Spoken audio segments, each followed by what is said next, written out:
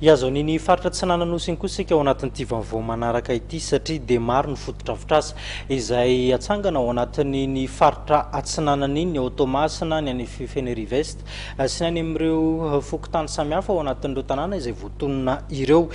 tombony lehibe ho an'ny mponina any an-toerana no tanjona amin'ny fanatanterahana ireny asa ireny ary analana fahasahiranana ihany koa an'ireo mpivezivezy ao anivon'izany faritra izany no tanjona ao anatin'izany.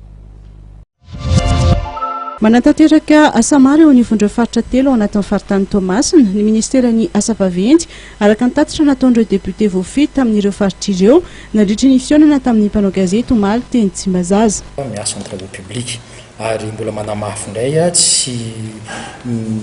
manototra lavaka ny dépôle ny tena nataon'ny travaux publics amin'izao fa tena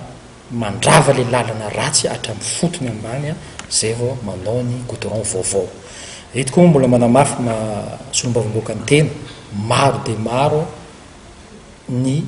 fankatoavana fampindramam-bola laninay tao amin'ny antenimieram-pirenena tamin'ny taon-dasa iny raha tsy teny ny Sonerana Vongo Mananara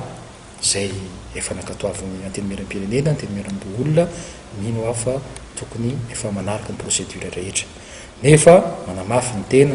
masolom-bavam-bahoaka fantatra fa tsy mora manao zavatra na dia efa nankatoavana aza reny findramam-bola reny mbola maro ny procédure atao vao tonga amin'izany ny réalisation zany. Aloatra mangoro dia rahantsika manala fa misy tetezana zay any misy valo no efa vita makany Ambatondrazaka miala avy eo Marovoy Moramanga zay zany dia nisy zavatra asa goavana zay nataony ministère ny travaux publics io ary misaotra ny ministre sady izy raha teo olona technicien olona ingénieur ny travaux publics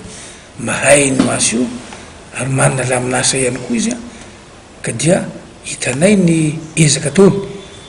ao koa ny misy lalana eo amin'ny refa amin'ny 3 kilomètre sasany eo koa any avarabaratra andaingo any no anaovana ny io amin'ity tontolo ity.